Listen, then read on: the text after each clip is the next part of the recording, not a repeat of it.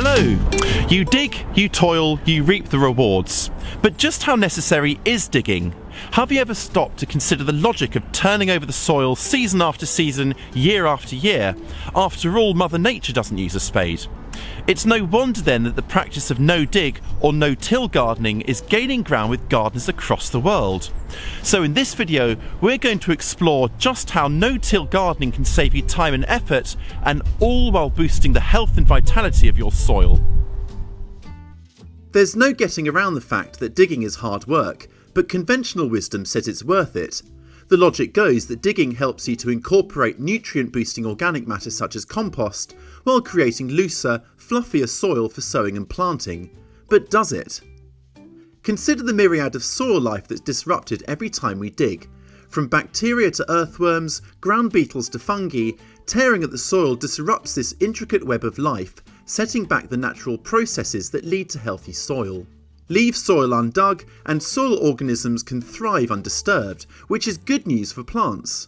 And it also allows for a more natural balance between soil pests and their predators.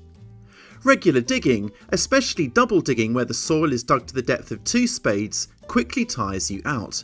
And it's not great for your back either, so why do it? Digging isn't even necessary when setting out new growing areas, so let's make a bed the easy way. Start by clearing the surface of any debris and any rocks larger than a hen's egg. Mow down grass or cut back weeds to the ground. Now add a thick layer of well-rotted organic matter. This will suppress the weeds beneath by excluding light. It also provides nutrient-rich material for roots to grow into. Lay it at least 4 inches or 10 centimetres deep. Suitable organic matter includes compost or manure from a trusted source where you can guarantee no herbicides have been used. Fast forward a few months and any grass and weeds below will have rotted down, while earthworms will work to gradually incorporate the organic matter into the soil below. If there are lots of weeds on the ground where you want to grow, lay down a layer of cardboard before adding your organic matter. Thoroughly wet the cardboard to help it break down.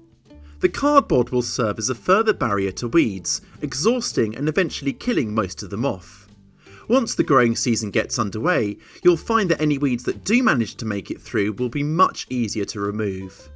Mark out paths between the beds using thick cardboard laid with generous overlaps. This will help to kill off the weeds between growing areas. You can cover the cardboard with bark chippings or similar later on.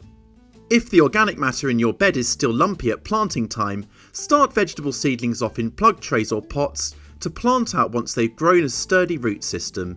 This will also make it easy to space plants out at exactly the right distance, saving you time thinning out rows of seedlings. A common variation is to use materials that are readily available to nourish and build soil. Popularised by organic gardener Paul Gauci in his Back to Eden method, materials such as wood chips are used to mimic Mother Nature's infinite ability to recycle nutrients. Let's make a bed using this method. Start by laying a thick layer of paper or cardboard over cleared ground. Add around 4 inches or 10 centimetres of compost, then add a layer of wood chips about 2 inches or 5 centimetres deep, taking care not to mix the 2 layers. Then simply push aside the wood chips to plant into the compost beneath. You could of course use other materials such as hay in place of wood chips. The purpose of this top layer is to slow down evaporation and constantly feed the soil below, so that no additional fertilisers are ever required. The secret behind any no-till garden lies in regular mulching with organic matter. Mulches cover the soil's surface, protecting it from erosion, locking in soil moisture and suppressing weeds. As they rot down, they add fertility to the soil while at the same time improving its structure, without the need to dig. In no-till gardening, mulching replaces digging. Replace old mulch as it rots down or becomes incorporated into the soil, so that the ground is constantly fed and gradually built up. Add mulches around mature plants or wait until the end of the growing season. Suitable mulches include compost, leaf mould, hay, wood chips, grass clippings, straw and sawdust. Mulches also need to be free of weed seeds, so they're not self-defeating. No-till gardening suits gardens of every size, including small city plots. Aim for beds no wider than 4 feet or 120 centimetres, and you'll never need to step on the soil in the beds. This helps to prevent the soil from becoming compacted, which lessens still further the need to reach for the spade. Using raised beds isn't essential, but the sides do help to contain all that additional organic matter. Over time, the weeds in a no-till garden become few and far between, as mulches work to weaken the weeds below. And because you're not digging, weed seeds in the soil below need never come to the surface to germinate. No-till really does save you time. It's a wonder any of us still dig. No-till gardening is kinder to our backs, the crops we grow, and the precious soil we grow in.